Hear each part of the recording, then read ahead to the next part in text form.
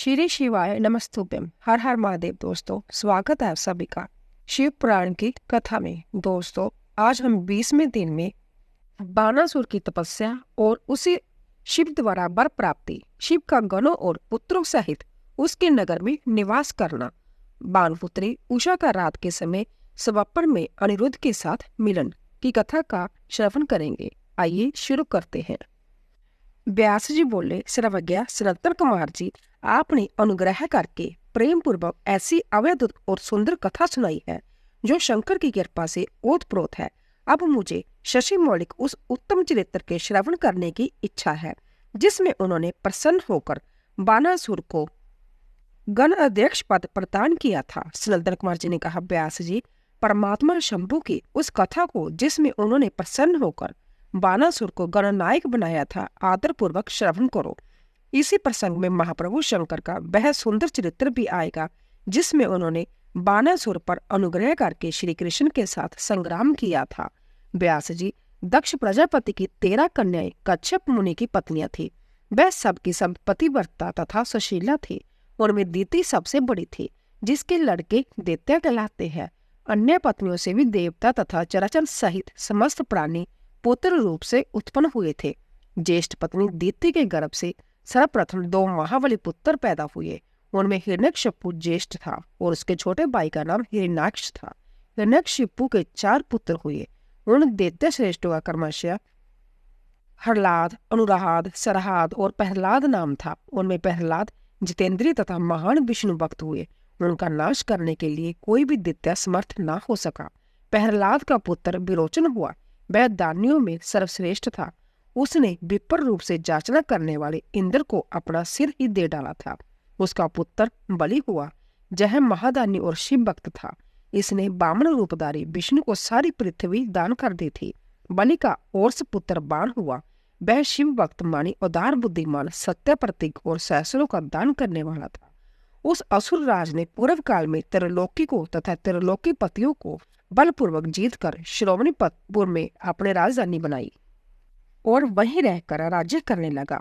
उस समय देवगण शंकर की कृपा से उस शिव भक्त बानासुर के किंकर के समान हो गए थे। उसके राज्य में देवताओं के अतिरिक्त और कोई प्रजा दुखी नहीं थी। शत्रु धर्म का बर्ताव करने वाले देवता शत्रुतावश ही कष्ट झेल रहे थे। एक समय वह महासुर अपने सहस्रों भुजाओं से ताली बजाता हुआ तांडव नृत्य करके महेश्वर शिव को प्रसन्न करने की चेष्टा करने लगा। उसके उस नृत्य से भक्त वत्सल शंकर संतुष्ट हो गए। फिर उन्होंने परम प्रसन्न हो उसकी ओर कृपा दृष्टि से देखा। भगवान शंकर तो संपूर्ण लोकों के स्वामी, शरणागत वत्सल और भक्त वंश ही ठहरे। उन्होंने बलिनंदन महासुर बाण को वर देने की इच्छा प्रकट की। मुने बलिनंदन महादैत्य बाण शिव भक्तों में श्रेष्ठ और परम बुद्धिमान था। उसने परमेश्वर शंकर को प्रणाम करके उनकी स्तुति की और कहा, बानासुर बोला, प्रभु, आप मेरे रक्षक हो जाइए और पुत्रों तथा गणों सहित मेरी नगर के अध्यक्ष बनकर सर्वथा प्रीति का निर्वाह करते हुए मेरे पास ही निवास कीजिए। सनातन कुमार जी कहते हैं, महर्षि, वह बलिपुत्र बाण निश्चय ही शिव जी की माया से मोह में पड़ गया था। इसलिए उसने मुक्ति प्रदान करने वाले दुराराध्य महेश्वर को पाकर भी ऐसा वर मांगा तथा ऐश्वर्यशाली भक्त वत्सल शंभु उसे वह वर देकर पुत्रों और गणों सहित प्रेम पूर्वक वहीं निवास करने लगे। एक बार बानासुर को बड़ा ही गर्व हो गया। उसने तांडव नृत्य करके शंकर को संतुष्ट किया।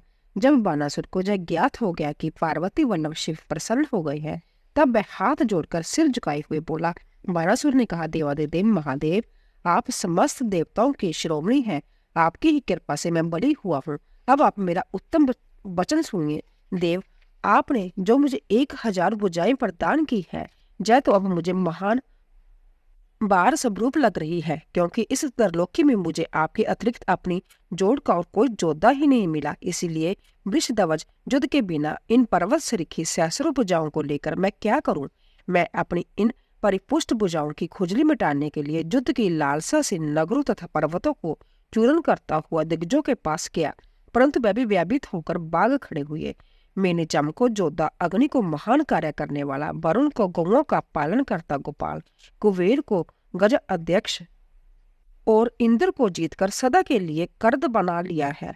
मेश्वर, अब मुझे किसी ऐसे युद्ध के प्राप्त होने की बात बताइए जिसमें मेरी जब बुझाई जा तो शत्रु के हाथों से छूटे हुए शास्त्रों से जर्जर होकर गिर जाए अथवा हजारों प्रकार से शत्रु की बचाव को ही गिराए। यही मेरी अभिलाषा है, इसे पूर्ण करने की कृपा करे। सनातन कुमार जी कहते हैं, मुनिश्रेष्ठ उसकी बात सुनकर बख्त बादाहारी तथा महामणि स्वरूप रुद्र को कुछ क्रोध आ गया। तब वह महान अवैध अट्ठास करके बोले।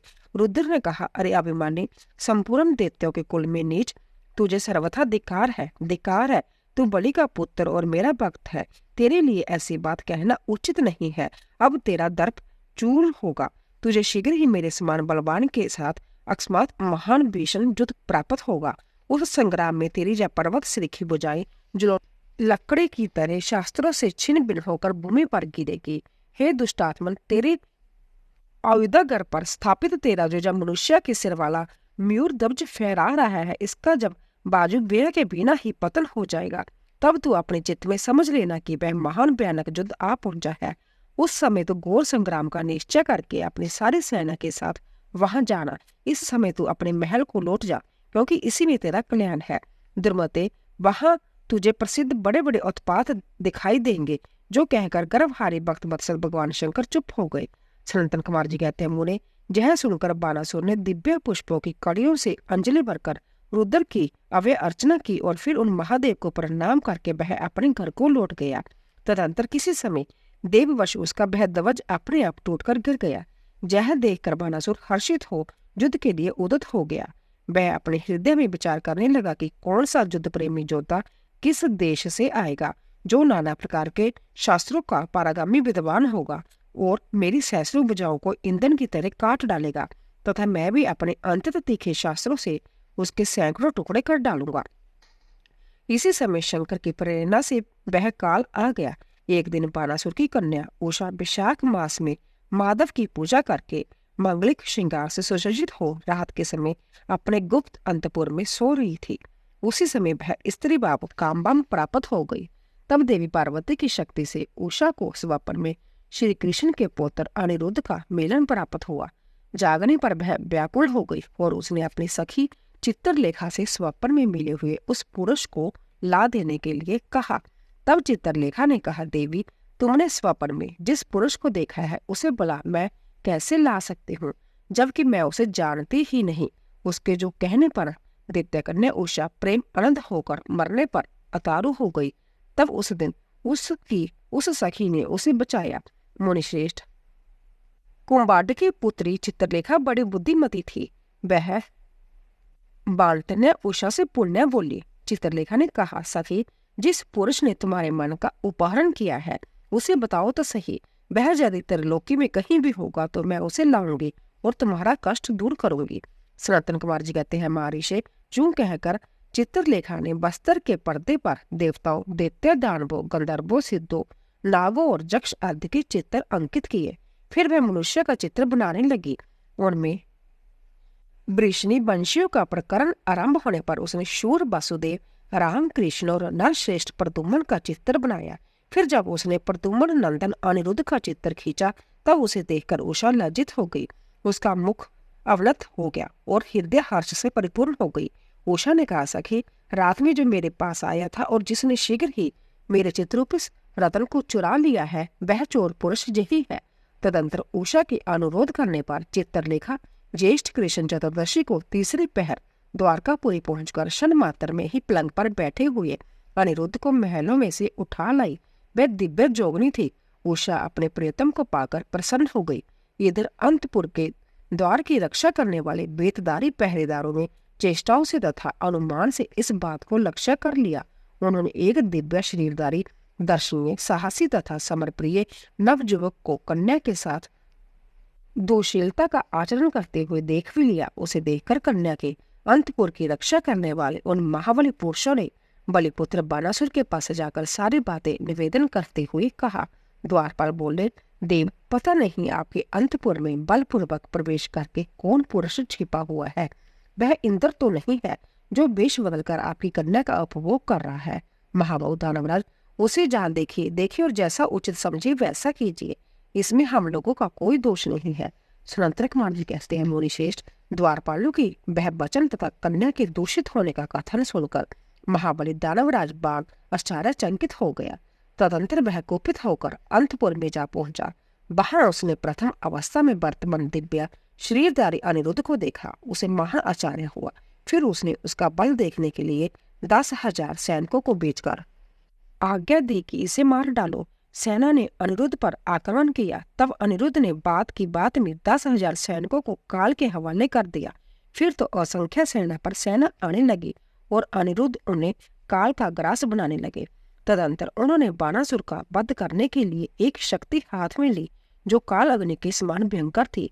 फिर उसी से रथ की बैठक में बैठे हुए बाणासुर पर प्रहार किया। उसकी गहरी चोट खाकर वीरवर बाण उसी क्षण घोड़ों सहित वहीं अंतर्धान हो गया।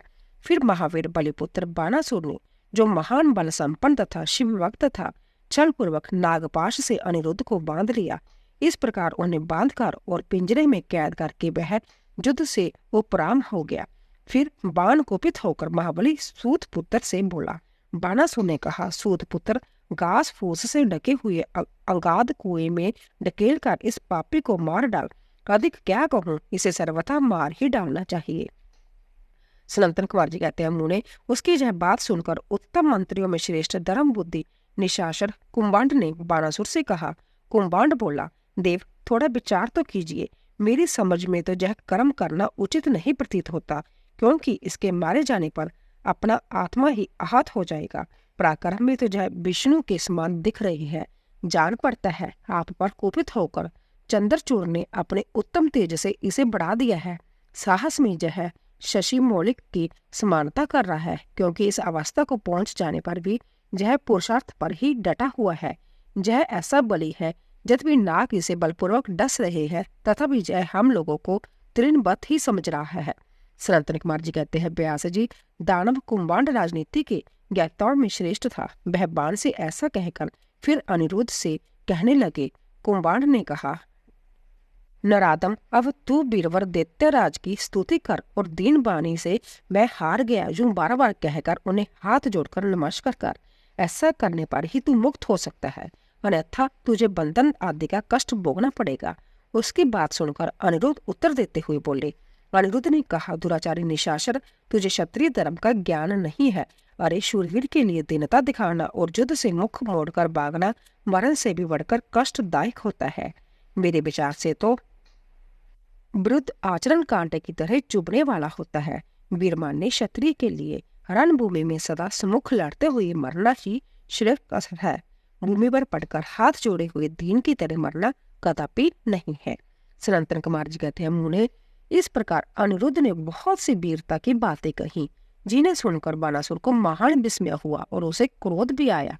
उसी समय समस्त वीरों के, अनिरुद्ध के और मंत्री कुंभांड के सुनते सुनते बाणासुर के आश्वासन आकाशवाणी हुई। आकाशवाणी ने कहा, महाबली बाण, तुम बलि के पुत्र हो, अंत थोड़ा विचार तो करो। परम बुद्धिमान शिव भक्त, तुम्हारे लिए क्रोध करना उचित नहीं है। शिव समस्त प्राणियों के ईश्वर, कर्मों के साक्षी और परमेश्वर है। जय सारा चराचर जगत उन्हीं के अधीन है। वह ही सदा रजोगुण, सत्वगुण और तमोगुण का आश्रय लेकर ब्रह्मा विष्णु और रुद्र रूप से लोगों की सृष्टि, भरण पोषण और संहार करते हैं। वह सर्व अंतर्जामी, सर्वेश्वर, सबके प्रेरक, सर्वश्रेष्ठ, विकार रहित, अविनाशी, नित्य और मायाधीश होने पर भी निर्गुण है। बलि के श्रेष्ठ पुत्र, उनकी इच्छा से निर्बल को भी बलवान समझना चाहिए। महामते, मन में यूं विचार कर स्वस्थ हो जाओ। नाना प्रकार की लीलाओं के रचने में निपुण भक्त वत्सल भगवान शंकर गर्भ को मिटा देने वाले हैं। वह इस समय तुम्हारे गर्भ को चूर कर देंगे। सनातन कुमार जी कहते हैं, महाबोले, इतना कहकर आकाशवाणी बंद हो गई। तब उसके वचन को मानकर बाणासुर ने अनिरुद्ध का वध करने का विचार छोड़ दिया। तदंतर विषैले नागों के पाश से बंधे हुए अनिरुद्ध उसी क्षण दुर्गा का स्मरण करने लगे। अनिरुद्ध ने कहा, शरणगत वत्सले, आप जश प्रदान करने वाली हैं। आपका रोष बड़ा उग्र होता है। देवी, मैं नाग पाश से बंधा हुआ हूँ और नागों की विष ज्वाला से संतप्त हो रहा हूँ। अंत्य शीघ्र पधारिए और मेरी रक्षा कीजिए। सनातन कुमार जी कहते हैं, मुनीश्वर, जब अनिरुद्ध ने पीसे हुए काले कोयले के समान कृष्ण वर्ण वाली काली को इस प्रकार संतुष्ट किया, तब ज्येष्ठ कृष्ण चतुर्दशी महारात्रि में वहां प्रकट हुई। उन्होंने उन सर्प रूपी भयानक बाणों को भस्मात करके अपने बलिष्ठ मुक्कों के आघात से उस नाग पंजरों को विदीर्ण कर दिया।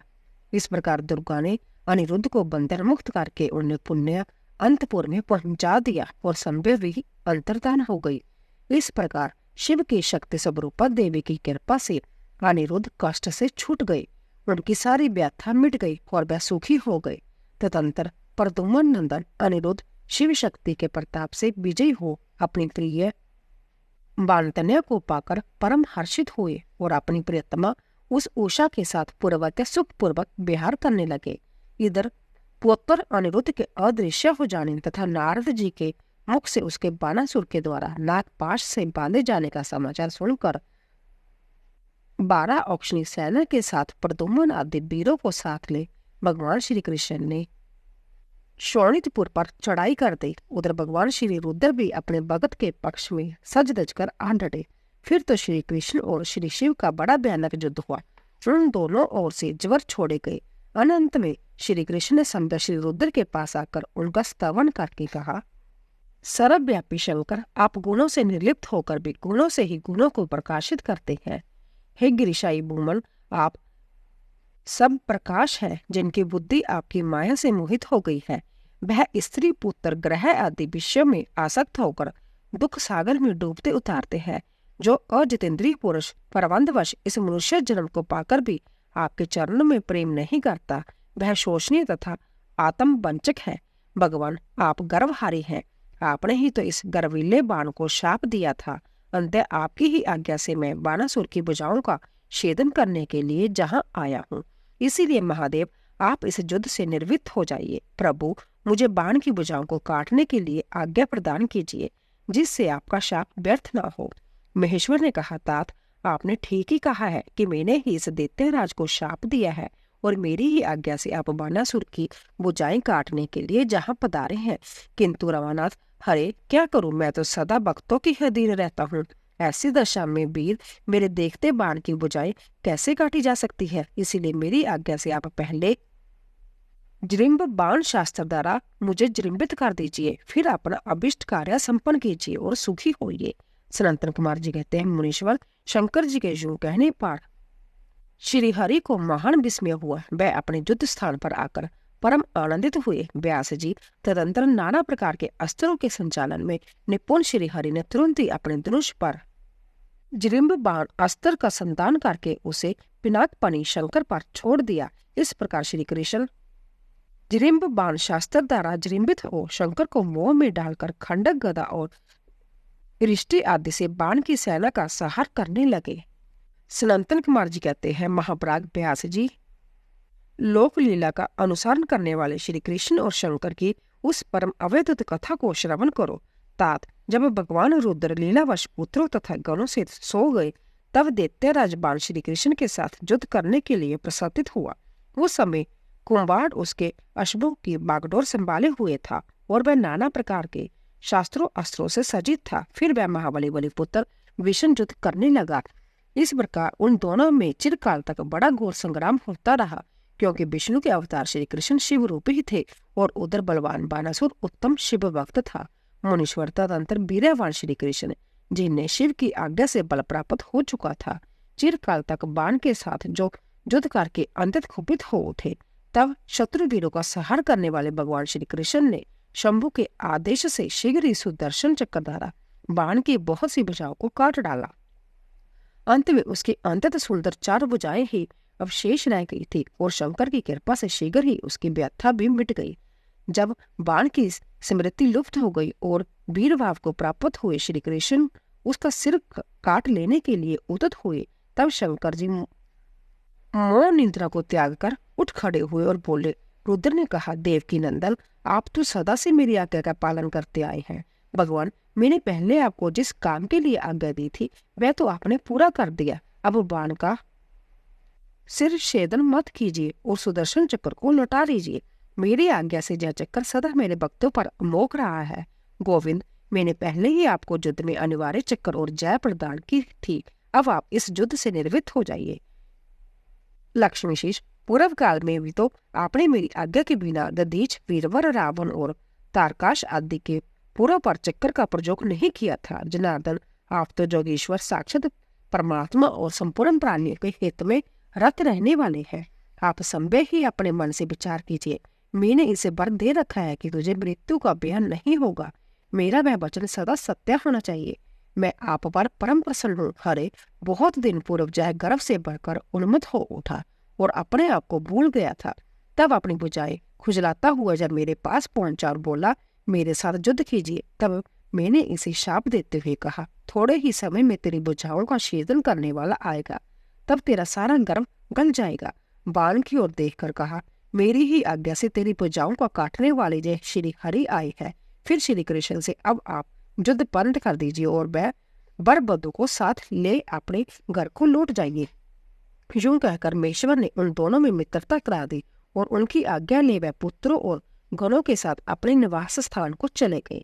सनातन कुमार जी कहते हैं, मुने शंभु का कथन सुनकर अक्षत शरीर वाले श्री कृष्ण ने सुदर्शन को लौटा लिया और विजय श्री से सुशोभित हो वह बानासुर के अंतपुर में पधारे। वहां उन्होंने उषा सहित अनिरुद्ध को आश्वासन दिया और बाण द्वारा दिए गए अनेक प्रकार के रत्न समूह को ग्रहण किया। उषा की सखी परम जोगनी चित्रलेखा को पाकर तो श्री कृष्ण को महान हर्ष हुआ। इस प्रकार शिव के आदेशानुसार जब उनका सारा कार्य पूर्ण हो गया, तब वह श्री हरि हृदय से शंकर को प्रणाम कर बलिपुत्र बानासुर की आज्ञा ले परिवार समेत अपनी पुरी को लौट गए। द्वारका में पहुंचकर उन्होंने गरुड़ को विदा कर दिया। फिर हर्षपूर्वक मित्रों से मिले और स्वेच्छानुसार आचरण करने लगे। इधर नंदेश्वर ने बानासुर को समझाकर जय कहा, तुम बारंबार शिव जी का स्मरण करो, वह भक्तों पर अनुकंपा करने वाले हैं। अंत्य उन आदि गुरु शंकर में मन समाहित करके नित्य उनका महाउत्सव करो। तब देश रहित हुआ महामनस्वी बाण नंदी के कहने से डेरा धारण करके तुरंत ही शिव स्थान को गया। वहां पहुंचकर उसने नाना प्रकार के स्तोत्रों द्वारा शिव जी की स्तुति की और उन्हें प्रणाम किया। फिर वह पादों से ठुमक की लगाते हुए और हाथों को घुमाते हुए नाना प्रकार के आलिड और प्रत्यय आलिड आदि प्रमुख स्थानकों द्वारा सुशोभित नृत्यों में प्रदान तांडव नृत्य करने लगा।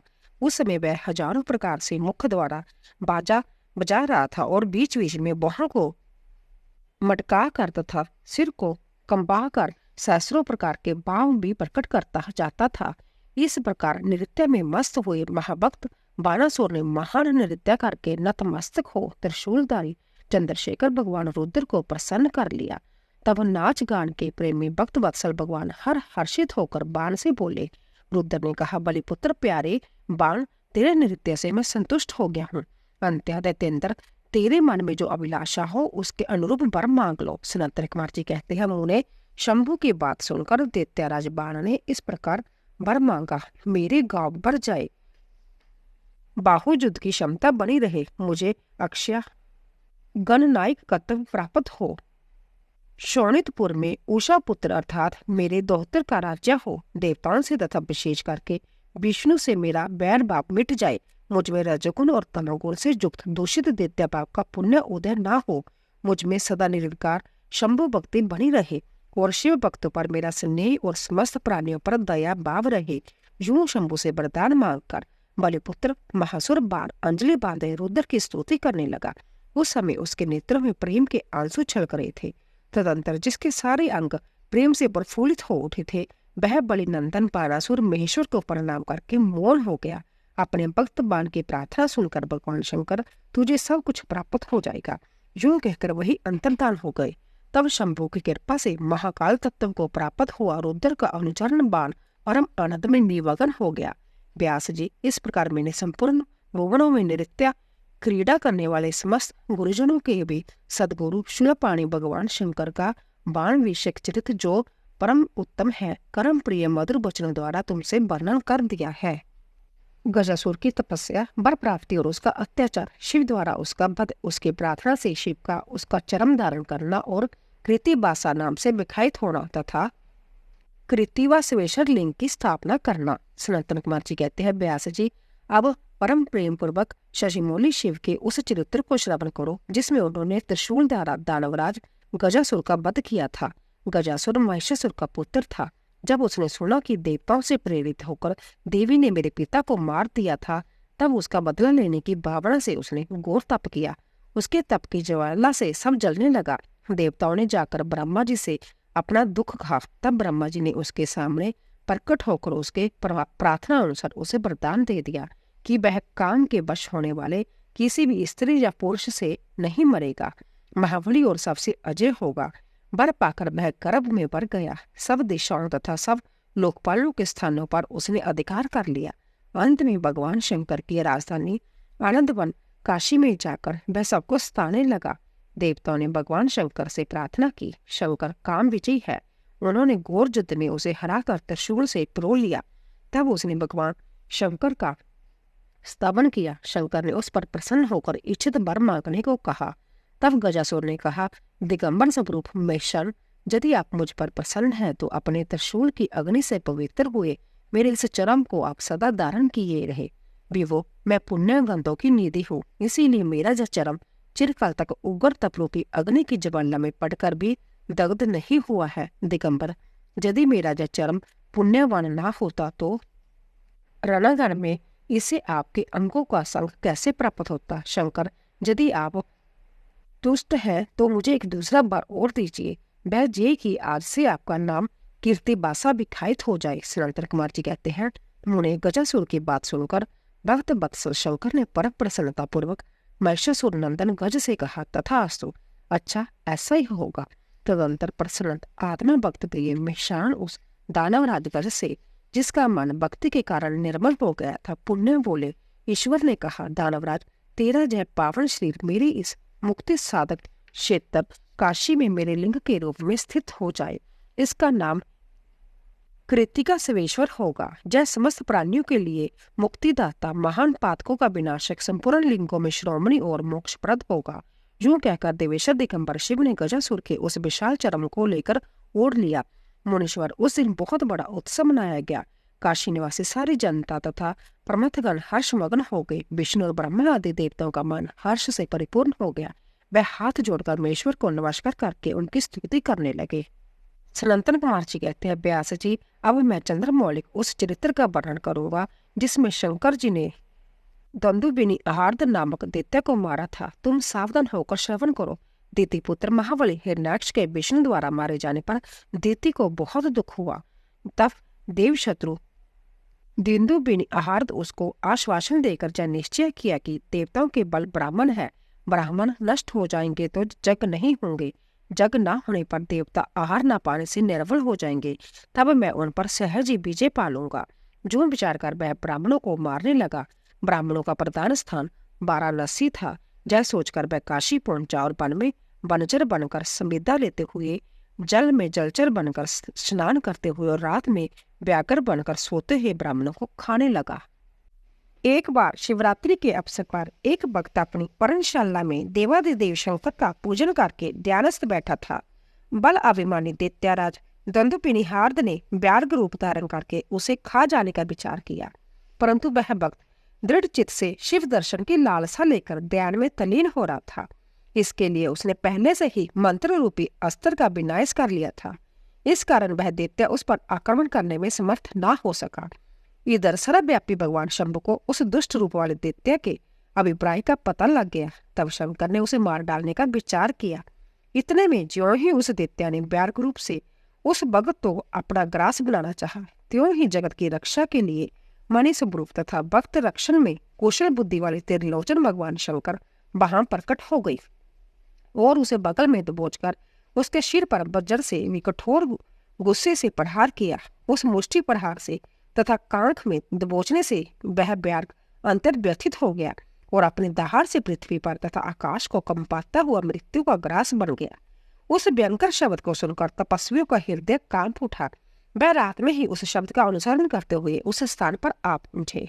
वहां परमेश्वर शिव को बगल में उस पापी को दबाए हुए देखकर सब लोग उनके चरणों में पड़ गए और जय जयकार करते हुए उनकी स्तुति करने लगे। तदंतर महेश्वर ने कहा, जो मनुष्य जहां आकर श्रद्धा पूर्वक मेरे इस रूप का दर्शन करेगा, निसंदेह मैं उसके सारे उपद्रवों का नाश कर दूंगा। जो मानव मेरे इस चरित्र को सुनकर और हृदय में मेरे इस लिंग का स्मरण करके संग्राम में प्रवेश करेगा, उसे अवश्य ही विजय की प्राप्ति होगी। उन्होंने जो मनुष्य व्याघ्रेश्वर पारगट्य से संबंध रखने वाले इस परम उत्तम चरित्र को सुनेगा, अथवा दूसरों को सुनाएगा, पढ़ेगा या पढ़ाएगा, वह अपनी समस्त मनोवांछित वस्तुओं को प्राप्त कर लेगा और अंत में संपूर्ण दुखों से रहित होकर मोक्ष का भागी होगा। शिव लीला संबंधी अमृतमय अक्षरों से परिपूर्ण यह अनुपम आख्यान स्वर्ग, जश और आजू का देने वाला तथा पुत्र पौत्र की वृद्धि करने वाला है। बीदल और उत्पल नामक दैत्यों का पार्वती पर मोहित होना और पार्वती का कौंदुक प्रहार द्वारा उनका काम तमाम करना, कुंदकेश्वर की स्थापना और उनकी महिमा। सनातन कुमार जी कहते हैं, व्यास जी, जिस प्रकार परमेश्वर शिव ने संकेत से दैत्य को लक्ष्य कराकर अपनी प्रिय द्वारा उसका वध कराया था, उनके उस चरित्र को तुम परम प्रेम पूर्वक श्रवण करो। बीदल और उत्पल नामक दो महादैत्य थे। उन्होंने ब्रह्मा जी से किसी पुरुष के हाथ से न मरने का वर प्राप्त करके सब देवताओं को जीत लिया था। तब देवताओं ने ब्रह्मा जी के पास जाकर अपना दुख सुनाया। उनकी कष्ट कहानी सुनकर ब्रह्मा ने उनसे कहा, तुम लोग शिव सहित शिव का आदर पूर्वक स्मरण करके धैर्य धारण करो।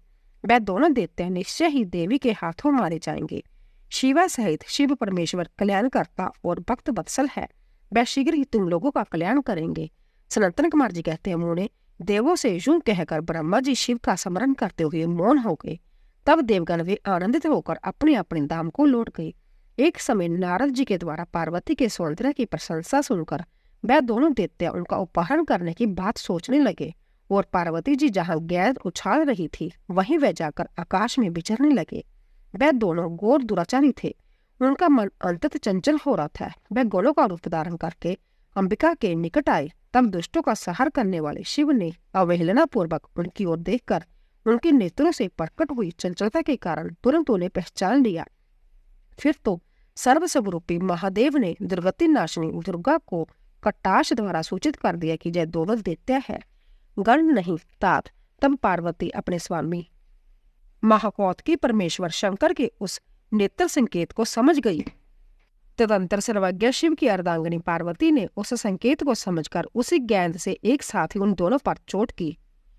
तब महादेवी की गेंद से आहत होकर वह दोनों महाबली दुष्ट दैत्य चक्कर काटते हुए उसी प्रकार मूत्र पर गिर पड़े, जैसे बाजू की जौंके से चंचल होकर दो पके हुए ताड़ के फल अपनी डंठल से टूटकर गिर पड़ते हैं, अथवा जैसे बज्जर के आघात से महागिरी के दो शिखर ढह जाते हैं। इसी प्रकार अकार्य करने के लिए उदत उन दोनों महादैत्य को दराशाई करके वह गेंद लिंग रूप में परिणित हो गई। समस्त दुष्टों का निवारण करने वाला वह लिंग कुंदकेश्वर के नाम से विख्यात हुआ और ज्येष्ठ ईश्वर के समीप स्थित हो गया। काशी में स्थित कुंदकेश्वर लिंग दुष्टों का विनाशक, भोग मोक्ष का प्रदाता और सर्वदा सत्पुरुषों की समस्त कामनाओं को पूर्ण करने वाला है। जो मनुष्य इस अनुपम आख्यान को हर्षपूर्वक सुनता सुनाता अथवा पढ़ता है, उसे ब्याह का दुख कहाँ। वह इस लोक में नाना प्रकार के संपूर्ण उत्तम से उत्तम सुखों की भोग कर अंत में देव दुर्लभ दिव्य गति को प्राप्त कर लेता है।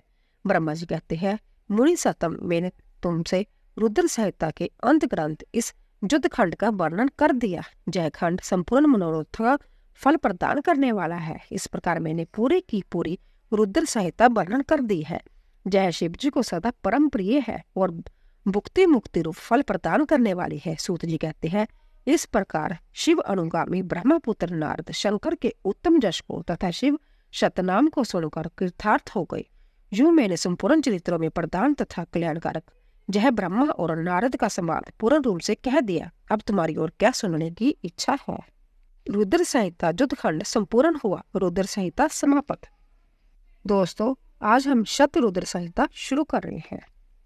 शिवजी के सदजात वामदेव, तत्पुरुष, अघोर और ईशान नामक 5 अवतारों का वर्णन। जो परम आनंदमय है, जिनकी लीलाएं अनंत है, जो ईश्वरों के भी ईश्वर, सर्वव्यापक महान गौरी के प्रियतम तथा स्वामी कार्तिक और विघ्नराज गणेश को उत्पन्न करने वाले हैं, उन आदित्य देव शंकर को ही मैं वंदना करती हूँ। शौनक जी ने कहा, महाभाग सूत जी, आप तो पुराण कर्ता व्यास जी के शिष्य तथा ज्ञान और दया के निधि हैं।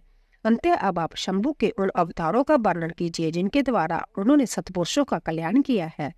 सूत जी बोले, शौनक जी, आप तो मननशील व्यक्ति हैं। अंत अब मैं आपसे शिव जी के उन अवतारों का वर्णन करता हूँ। आप अपनी इंद्रियों को वश में करके सद्भक्ति पूर्वक मन लगाकर श्रवण कीजिए। मुने, पूर्व काल में सनातन कुमार जी ने नंदीश्वर से जो सत्पुरुषों की गति तथा शिव स्वरूप ही है यही प्रश्न किया था, उस समय नंदीश्वर ने शिव जी का स्मरण करते हुए उन्हें जो उत्तर दिया था।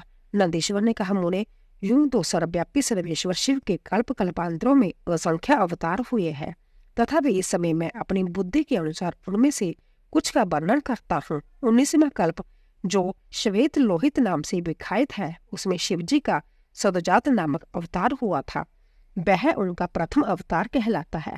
उस कल्प में जब ब्रह्मा पर ब्रह्मा का ध्यान कर रहे थे, उसी समय एक श्वेत और लोहित वर्णमाला शिखाधारी कुमार उत्पन्न हुआ। उसे देखकर ब्रह्मा ने मन ही मन विचार किया। जब उन्हें जब ज्ञात हो गया कि जब पुरुष ब्रह्मा रूपी परमेश्वर है, तब उन्होंने अंजलि बांधकर उसकी वंदना की।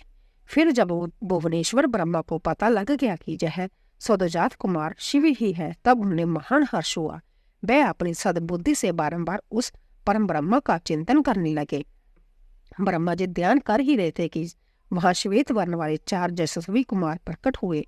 वह परम उत्कृष्ट ज्ञान संपन्न तथा परम ब्रह्मा के स्वरूप थे। उनके नाम थे सुनंद, नंदन, विषवनंदन और उपनंदन। यह सबके सब महात्मा थे और ब्रह्मा जी के शिष्य हुए।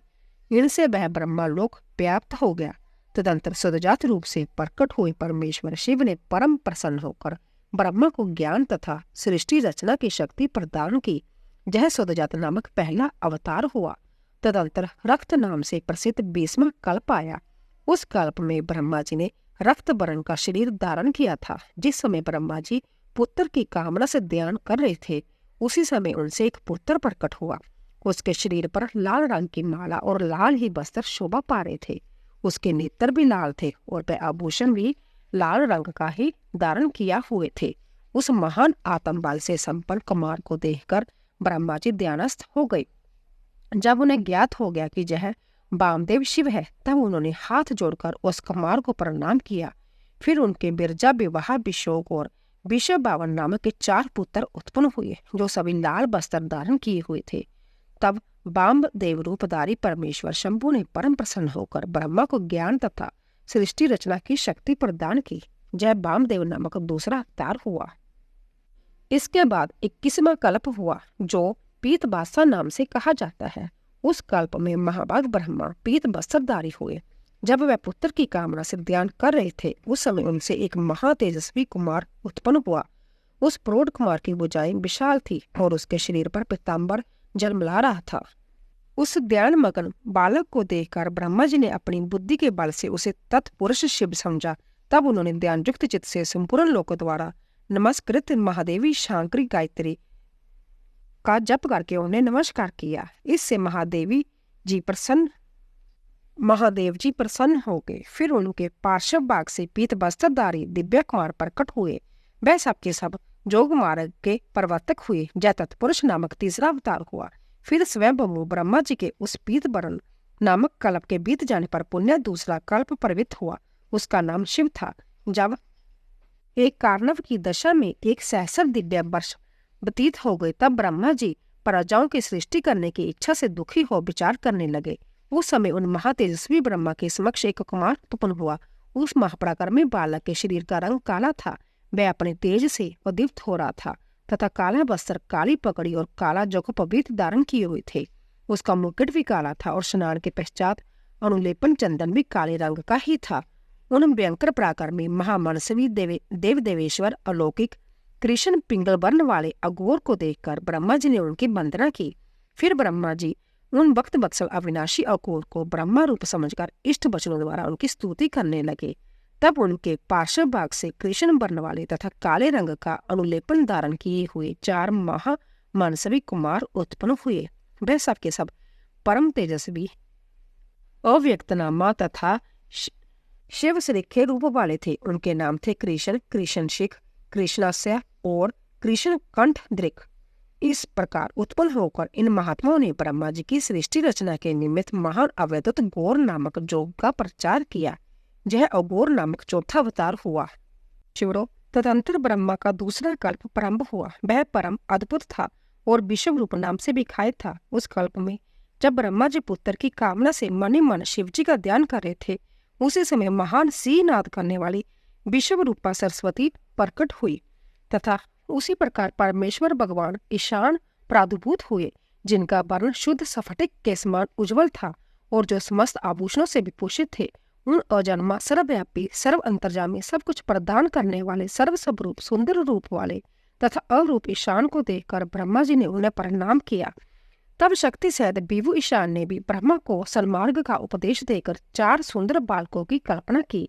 उन उत्पन्न हुई शिशुओं का नाम था जटी, मुंडी, शिखंडी और अर्धमुंड। वह जोगानुसार सधर्म का पालन करके जोग गति को प्राप्त हो गए। यह ईशान नामक 5वां अवतार हुआ।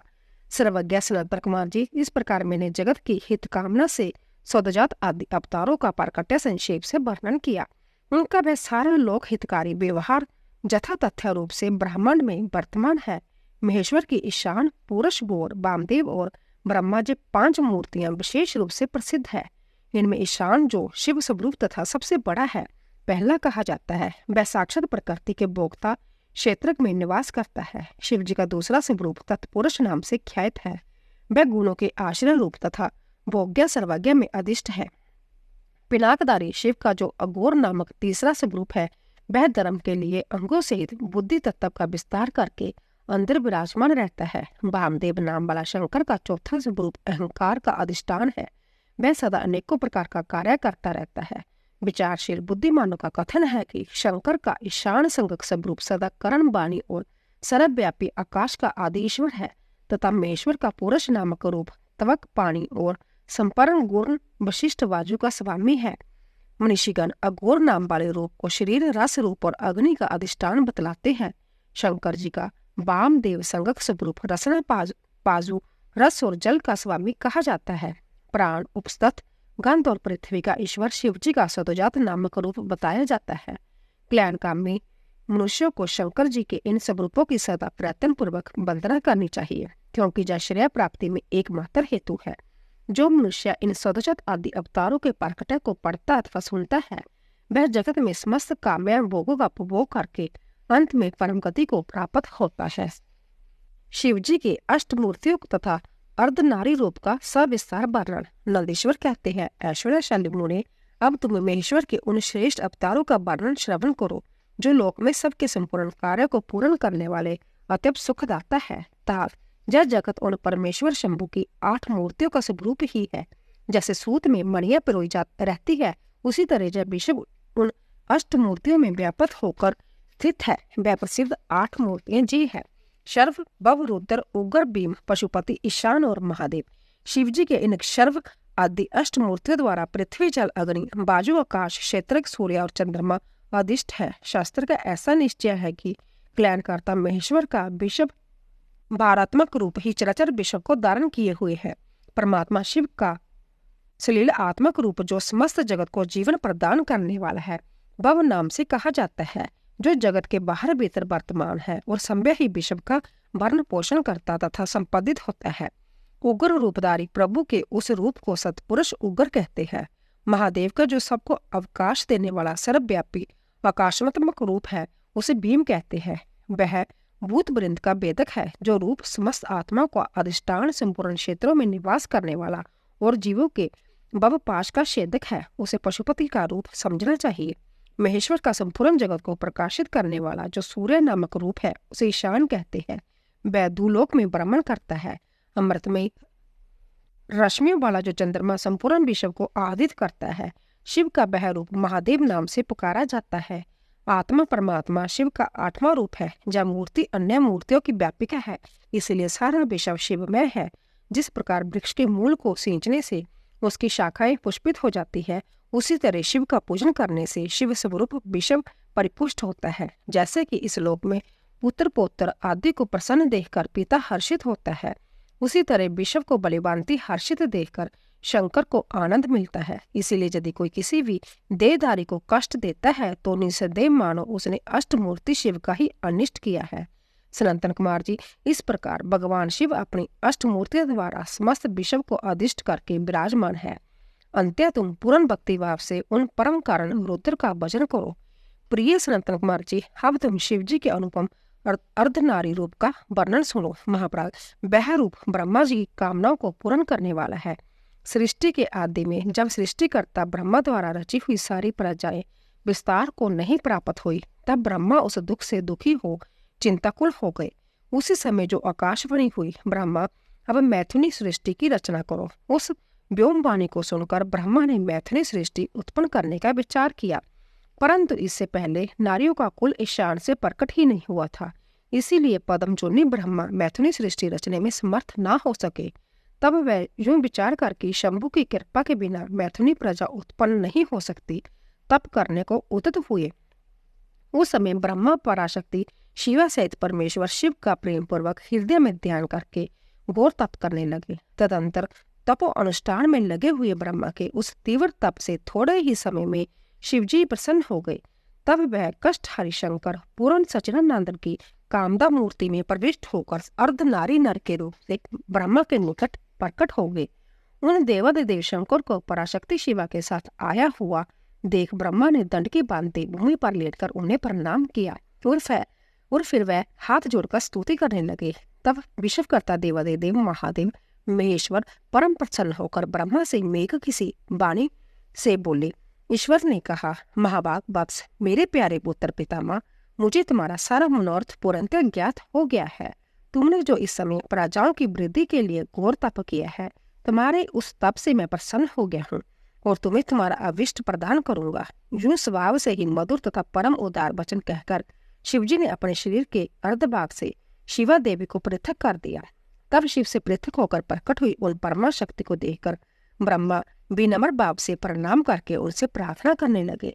ब्रह्मा ने कहा, शिवे, सृष्टि के प्रारंभ में तुम्हारे पति देवादिदेव परमात्मा शंभु ने मेरी सृष्टि की थी और मेरे द्वारा सारी प्रजाओं की रचना की है।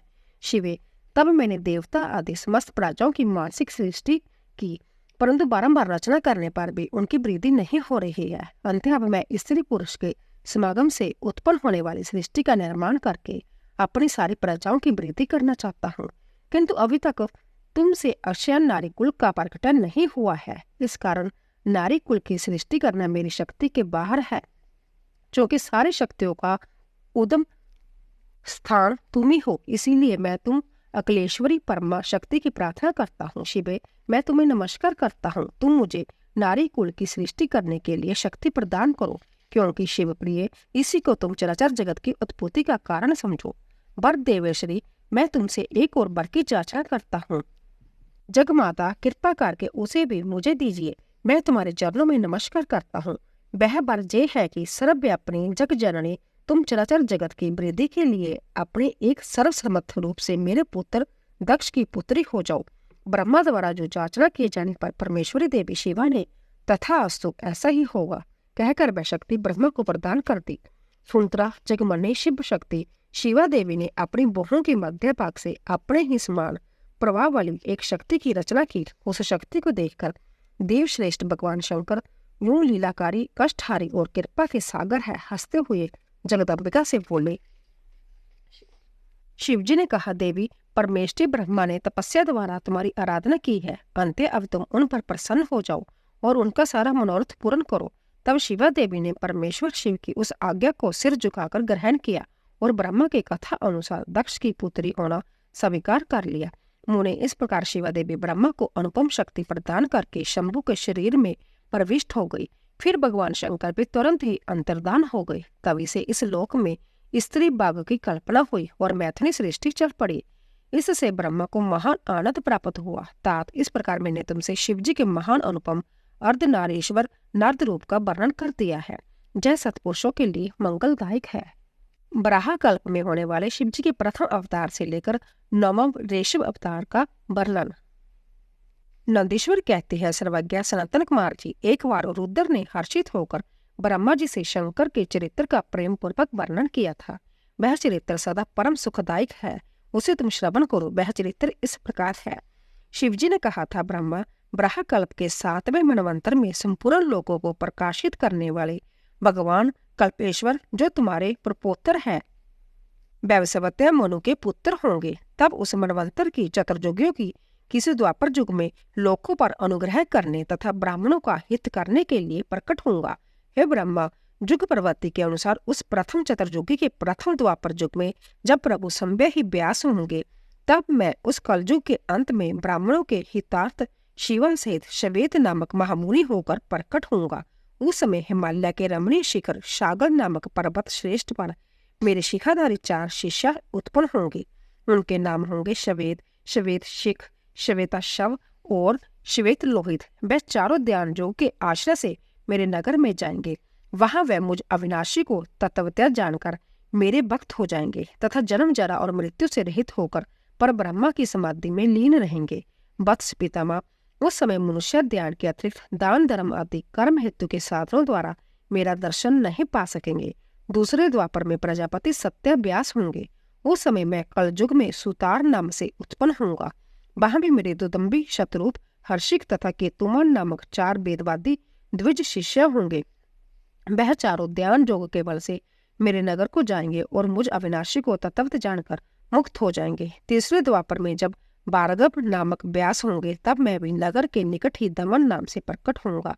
उस समय भी मेरे विशोक, विशेष, विपाप और पापनाशन नामक 4 पुत्र होंगे। चतुरानन, उस अवतार में मैं शिष्यों को साथ ले व्यास की सहायता करूंगा और उस कलयुग में निवृत्ति मार्ग को सुदृढ़ बनाऊंगा। चौथे द्वापर में जब अंगिरा व्यास कहे जाएंगे, उस समय मैं सुहोत्र नाम से अवतार लूंगा। उस समय भी मेरे 4 जोग साधक महात्मा पुत्र होंगे। ब्रह्मा, उनके नाम होंगे सुमुख, दुर्मुख, दुर्दम और द्रुतिक्रम। उस अवसर पर भी इन शिष्यों के साथ मैं व्यास की सहायता में लगा रहूंगा। 5वें द्वापर में सविता व्यास नाम से कहे जाएंगे। तब मैं कंक नामक महातपस्वी जोगी होऊंगा। ब्रह्मा, वहां भी मेरे 4 जोग साधक महात्मा पुत्र होंगे। उनके नाम बतलाता हूँ, सुनो।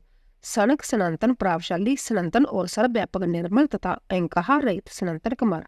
उस समय भी कंक नामधारी मैं सविता नामक व्यास का सहायक बनूंगा और निर्वर्ती मार्ग को बढ़ाऊंगा। पुण्य 6 द्वापर के प्रवृत्त होने पर जब मृत्यु लोक कारक व्यास होंगे और वेदों का विभाजन करेंगे, उस समय भी मैं व्यास की सहायता करने के लिए लोकाशी नाम से प्रकट होऊंगा और निर्वर्ती पथ की उन्नति करूंगा। वहां भी मेरे 4 दृढ़वर्ती शिष्य होंगे। उनके नाम होंगे सुदामा, बिरजा, संजय तथा विजय।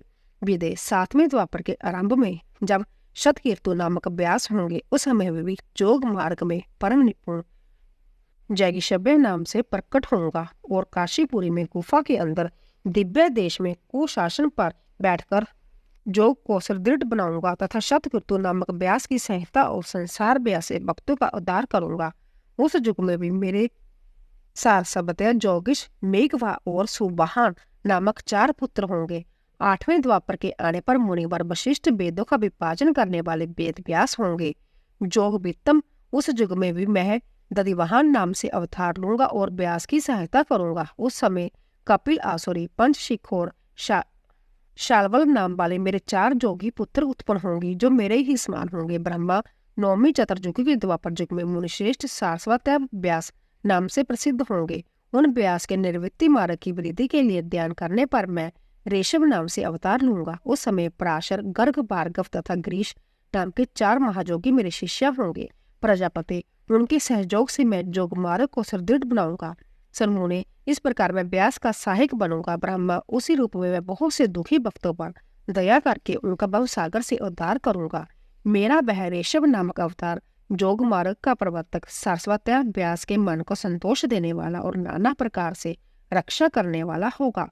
उस अवतार में मैं भद्रा आजु नामक राजकुमार को, जो विष दोष से मर जाने के कारण पिता द्वारा त्याग दिया जाएगा, जीवन प्रदान करूंगा। तदंतर उस राजपुत्र की आयु के 16वें वर्ष में ऋषभ ऋषि, जो मेरे ही अंश है, उसके गर्भ पधारेंगे। प्रजापति, उस राजकुमार द्वारा पूजित होने पर वह सरदूपधारी कृपालु मुनि उसे राजधर्म का उपदेश करेंगे। फिर वह दीन वत्सल मुनि हर्षित चित्त से उस दिव्य कवच, शंख और संपूर्ण शत्रुओं का विनाश करने वाला एक चमकीला खंडक प्रदान करेंगे। फिर कृपा पूर्वक उसके शरीर पर बसव लगाकर उसे 12,000 हाथियों का बल भी देंगे। यूं माता सहित बदराजू की बलवंती आश्वासन देकर तथा उन दोनों द्वारा पूजित हो प्रभावशाली ऋषभ मुनि अनुसार चले जाएंगे। ब्रह्मा, तब राज ऋषि बदराजू भी रिपुगणों को जीतकर और कीर्तिमालिनी के साथ विवाह करके धर्म पूर्वक राज्य करेंगे। मुझे शंकर का वह ऋषभ नामक 9वां अवतार ऐसा प्रभाव वाला होगा। वह सत्पुरुषों की गति तथा दीनों के लिए बंधु साहित्यकारी होगा। मैंने उसका वर्णन तुम्हें सुना दिया है। जय ऋषभ चरित्र परम पावन, महान तथा स्वर्ग, जश और आजु को देने वाला है। अंत्य इसे प्रयत्न पूर्वक सुनना चाहिए। शिवजी द्वारा 10वें से लेकर 28वें जोगेश अवतारों का वर्णन। शिवजी कहते हैं, ब्रह्मा 10वें द्वापर में त्रिदामा नाम के मुनि व्यास होंगे। वह हिमालय के रमणीय शिखर पर्वतों उत्तम बिरगतु पर निवास करेंगे। वहां भी मेरे श्रुति विदित 4 पुत्र होंगे। उनके नाम होंगे ब्रिंग, बलबंधु, नरामित्र और तपोदन। केतु श्रृंग 11वें द्वापर में जब त्रिवर्त नामक व्यास होंगे, तब मैं कलयुग में गंगा द्वार में तप नाम से प्रकट होऊंगा। वहां भी मेरे लंबोदर, लंबाक्ष, केशलम और प्रलंबक नामक 4 दृढ़वर्ती पुत्र होंगे। 12वीं चतुर्युगी द्वापर युग में शततेजा नामक के वेदव्यास होंगे। उस समय मैं द्वापर के समाप्त होने पर कलयुग में हेम कौंचुक में जाकर अत्रि नाम से अवतार लूंगा और व्यास की सहायता के लिए निर्वृत्ति मार्ग को प्रतिष्ठ करूंगा। महामुनि वहां भी मेरे सर्वज्ञ, समबुद्धि, साध्य और शर्व नामक 4 उत्तम जोगी पुत्र होंगे। 13वें द्वापर युग में जब धर्म स्वरूप नारायण व्यास होंगे, तब मैं पर्वत श्रेष्ठ गंधमादन पर वाल्फिल्याश्रम में महामुनि बलि नाम से विखायित उत्पन्न होऊंगा। वहां भी मेरे सुदामा, काश्यप, वशिष्ठ और बिरजा नामक 4 सुंदर पुत्र होंगे। 14वीं चतुर्युगी द्वापर युग में जब रक्ष नामक व्यास होंगे, उस समय मैं अंगिरस के वश में गौतम नाम से उत्पन्न होऊंगा। उस कलयुग में भी अत्रि, वशद, श्रवण और शनविष्कट मेरे पुत्र होंगे। 15वें द्वापर में जब त्रिवर्णी व्यास होंगे, उस समय मैं हिमालय के पृष्ठ भाग में स्थित वेदशीर्ष नामक पर्वत पर सरस्वती के उत्तर तट का आश्रय ले वेदशिरा नाम से अवतार ग्रहण करूंगा। उस समय महापराक्रमी वेदशिर ही मेरा अस्त्र होगा। वहां भी मेरे 4 दृढ़ पराक्रमी पुत्र होंगे। उनके नाम होंगे कुनी, कुनीबाहु, कुशरीर और कुनेत्रक। 16वें द्वापर युग में जब व्यास का नाम देव होगा, तब मैं योग प्रदान करने के लिए परम पुण्यमय गोकर्ण वन में गोकर्ण नाम से प्रकट होऊंगा। वहां भी मेरे काश्यप, उष्णा, च्यवन और बृहस्पति नामक 4 पुत्र होंगे। मैं जल के समान निर्मल और जोगी होंगे तथा उसी मार्ग के आश्रय से शिवलोक को प्राप्त हो जाएंगे। 17वीं चतुर्युगी द्वापर युग में देव कृत्यंजय व्यास होंगे। उस समय मैं हिमालय के अंतत उच्च एवं रमणीय शिखर महालय पर्वत पर गुहावासी नाम से अवतार धारण करूंगा, क्योंकि हिमालय शिव क्षेत्र कहलाता है। वहीं उथत्या, वामदेव, महाजोग और महाबल नाम के मेरे पुत्र भी होंगे। 18वीं चतुर्युगी द्वापर युग में जब ऋतिंजय व्यास होंगे, तब मैं हिमालय के उस सुंदर शिखर पर, जिसका नाम शिखंडी पर्वत है और जहां महान पुण्यमय सिद्ध क्षेत्र तथा सिद्धों द्वारा सेवित शिखंडी वन भी है, शिखंडी नाम से उत्पन्न होऊंगा। वहां भी वाचश्रवा, रुचिक, शिववास्य और जतीश्वर नामक मेरे 4 तपस्वी पुत्र होंगे। 19वें द्वापर में महामुनि वरदराज व्यास होंगे। उस समय मैं भी हिमालय के शिखर पर माली नाम से उत्पन्न होऊंगा और मेरे सिर पर लंबी लंबी जटाएं होंगी। वहां भी मेरे सागर से गंभीर स्वभाव वाले हिरण्य नामक, कौशल्या, लोकाशी और परदिमी नामक पुत्र होंगे। 20वीं चतुर्युगी के द्वापर में होने वाले व्यास का नाम गौतम होगा। तब मैं भी हिमवान के पृष्ठ भाग में स्थित पर्वत श्रेष्ठ अठास पर, जो सदा देवता, मनुष्य, जशेंद्र, सिद्ध और चारलों द्वारा अधिष्ठ रहता है, अठास नाम से अवतार धारण करूंगा। उस युग के मनुष्य अठास के प्रेमी होंगे। उस समय भी मेरे उत्तम जोग संपन्न 4 पुत्र होंगे। उनके नाम होंगे सुमंत्य, बरबरी, विद्वान, कवंद और कुनिकंदर। 21वें द्वापर युग में जब वाचश्रवा नामक व्यास होंगे, तब मैं दारुक नाम से प्रकट होऊंगा। इसलिए उस शुभ स्थान का नाम दारुवन पड़ जाएगा। वहां भी मेरे प्लक्ष, दारवा यानी केतुमान तथा गौतम नाम के 4 परम जोगी पुत्र उत्पन्न होंगे। 22वें चतुर्युगी द्वापर में जब शशुमान नामक व्यास होंगे, तब मैं भी वाराणसीपुरी में लांगली भीम नामक महामुनि के रूप में अवतरित होऊंगा। उस कलयुग में इंद्र सहित समस्त देवता मुझ हल्याउदारी शिव का दर्शन करेंगे। उस अवतार में भी मेरे पल्लवी, मंदु, पिंग और श्वेतकेतु नामक 4 परम धार्मिक पुत्र होंगे। 23वां चतुर्युगी जब तृणबिंदु मुनि व्यास होंगे, तब मैं सुंदर कालिंजर गिरी पर श्वेत नाम से प्रकट होऊंगा। वहां भी मेरे उशिक, बृहद, शब्द, देवल तथा कवि नाम से प्रसिद्ध 4 तपस्वी पुत्र होंगे। 24वीं चतुर्युगी में जब ऐश्वर्यशाली जक्ष व्यास होंगे, तब उस युग में मैं नेमिष क्षेत्र में शूली नामक महाजोगी होकर उत्पन्न होऊंगा। उस युग में भी मेरे 4 तपस्वी शिष्य होंगे। उनके नाम होंगे शालिहोत्र, अग्निवेश, जुवनाशु और शरदसु। 25वें द्वापर में जब व्यास शक्ति नाम से प्रसिद्ध होंगे, तब मैं भी प्रभावशाली अवदंडधारी महाजोगी के रूप से प्रकट होऊंगा। मेरा नाम मुंडीश्वर होगा। उस अवतार में भी शगल, कुंडकर्ण, कुंभांड और प्रवाहक मेरे तपस्वी शिष्य होंगे।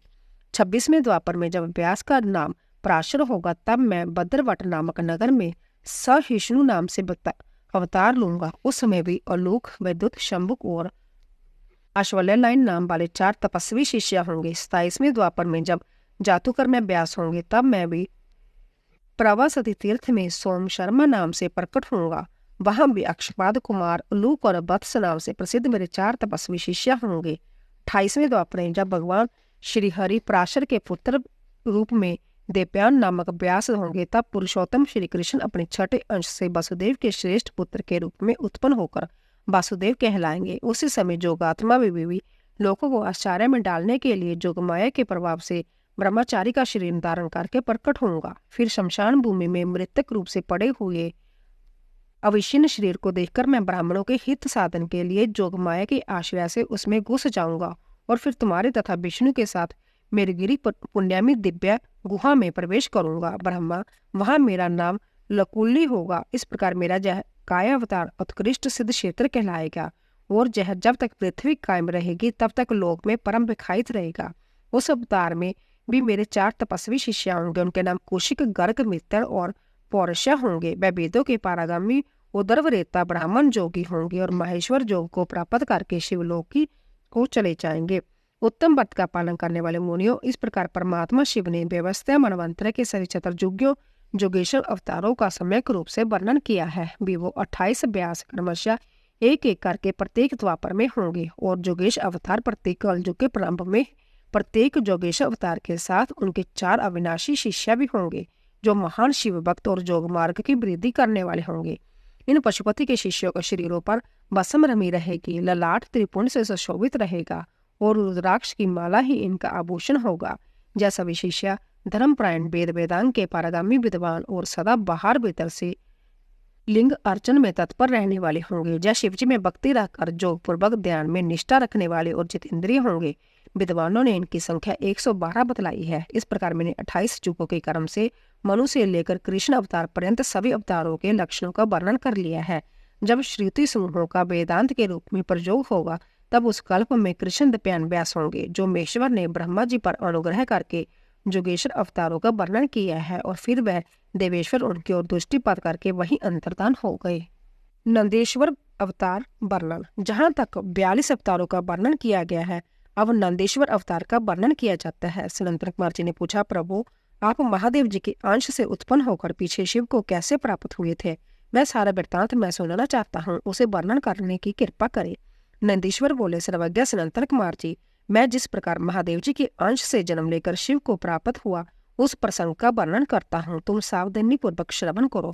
शिलाद नामक एक धर्मात्मा मुनि थे। पितरों के आदेश से उन्होंने अजोनिज सुवर्त्य मृत्युहीन पुत्र की प्राप्ति के लिए तप करके देवेश्वर इंद्र को प्रसन्न किया, परंतु देवराज इंद्र ने ऐसा पुत्र प्रदान करने में अपने को असमर्थ बताकर सर्वेश्वर महाशक्ति संपन्न महादेव जी की आराधना करने का उपदेश दिया।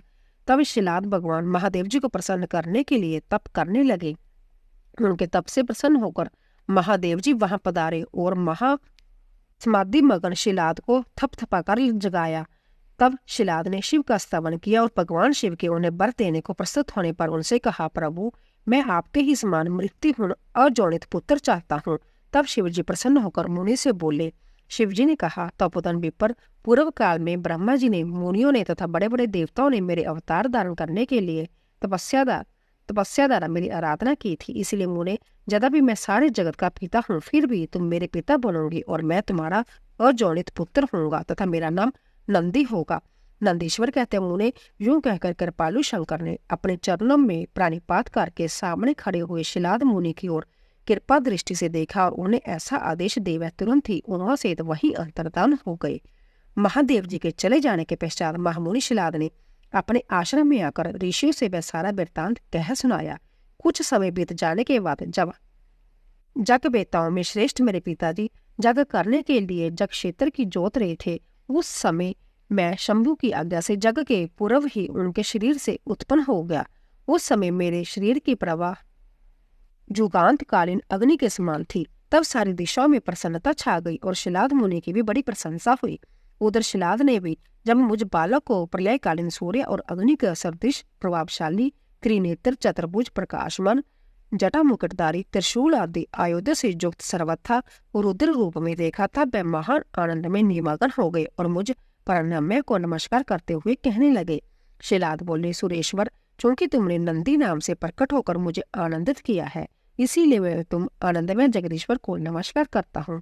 नंदीश्वर कहते हैं, मुने, तदंतर जैसे निर्धन को निधि प्राप्त हो जाने से प्रसन्नता होती है, उसी प्रकार मेरी प्राप्ति से हर्षित होकर पिताजी ने महेश्वर की बड़ी भांति वंदना की और फिर मुझे लेकर वह शीघ्र ही अपनी पर्णशाला को चल दिए। महामुने, जब मैं शिलाद की कुटिया में पहुंच गया तब मैंने अपने उस रूप का परित्याग करके मनुष्य रूप धारण कर लिया। तदंतर शल्कायन नंदन पुत्र वत्सल शिलाद ने मेरी जातकर्म आदि सभी संस्कार संपन्न किए। फिर 5वें वर्ष में पिताजी ने मुझे सांगो उपांग संपूर्ण वेदों का तथा अनन्य शास्त्रों का भी अध्ययन कराया। 7वां वर्ष पूरा होने पर शिवजी की आज्ञा से मित्र और वरुण नामक मुनि मुझे देखने के लिए पिताजी के आश्रम पर पधारे। शिलाद मुनि ने उनकी पूरी आवभक्त की। जब वे दोनों महात्मा मुनीश्वर आनंद पूर्वक आसन पर विराजमान हो गए तब मेरी ओर बारंबार निहार कर बोले। मित्र और वरुण ने कहा, तात शिलाद, यद्यपि तुम्हारा पुत्र नंदी संपूर्ण शास्त्रों के अर्थों का पारगामी विद्वान है, तथापि इसकी आयु बहुत थोड़ी है। हमने बहुत तरह से विचार करके देखा, परंतु इसकी आयु 1 वर्ष से अधिक नहीं दिखती। उन विप्रोजा कहने पर पुत्र वत्सल शिलाद नंदी को छाती से लिपटकर दुख हर्ता को फूट फूट कर रोने लगे। तब पिता और पितामह को मृत्यु की भांति भूमि पर पड़ा हुआ देख नंदी शिवजी के चरण कमलों का स्मरण करके प्रसन्नता पूर्वक पूछने लगा, पिताजी, आपको कौन सा ऐसा दुखा पड़ा जिसके कारण आपका शरीर कंप रहा है और आप रो रहे हैं? आपको वह दुख कहाँ से प्राप्त हुआ है? मैं इसे ठीक ठीक जानना चाहता हूँ। पिता ने कहा, बेटा, तुम्हारी अल्प आयु के दुख से मैं अंतर दुखी हो रहा हूँ। तुम ही बताओ, मेरे इस कष्ट को कौन दूर कर सकता है? मैं उसकी शरण ग्रहण करूंगा। पुत्र बोला, पिताजी, मैं आपके सामने शपथ करता हूँ और जब बिल्कुल सत्य बात कह रहा हूँ कि चाहे देवता, दानव, जमकाल तथा अनन्य प्राणी जय सब के सब मिलकर मुझे मारना चाहे तो भी मेरी बाल्यकाल में मृत्यु नहीं होगी। अंते आप दुखी मत हो। पिता ने पूछा, मेरे प्यारे लाल, तुमने ऐसा कौन सा तप किया है अथवा तुम्हें कौन सा ऐसा ज्ञान जो या ऐश्वर्य प्राप्त है जिसके बल पर तुम इस दारुण दुख को नष्ट कर दोगे? पुत्र ने कहा, तात, मैं ना तो तप से मृत्यु को हटाऊंगा और ना ही विद्या से। मैं महादेव जी के भजन से मृत्यु को जीत लूंगा। इसके अतिरिक्त अन्य कोई उपाय नहीं है। नंदीश्वर कहते हैं, मुने, यूं कहकर मैंने सिर झुकाकर पिताजी के चरणों में प्रणाम किया और फिर उनकी प्रदक्षिणा करके उत्तम वन की राह ली। दोस्तों, कल की कथा में हम नंदीश्वर के जन्म, वर प्राप्ति, अभिषेक और विवाह का वर्णन की कथा का श्रवण करेंगे। बोले शिव शंकर भगवान की जय। तो दोस्तों, अगर आपको हमारी कथा पसंद आ रही हो, प्लीज जाने से पहले कमेंट बॉक्स में ओम नमः शिवाय, हर हर महादेव अवश्य लिखिए और चैनल को सब्सक्राइब कीजिए, लाइक कीजिए और ज्यादा से ज्यादा शेयर कीजिए। आप सभी का धन्यवाद।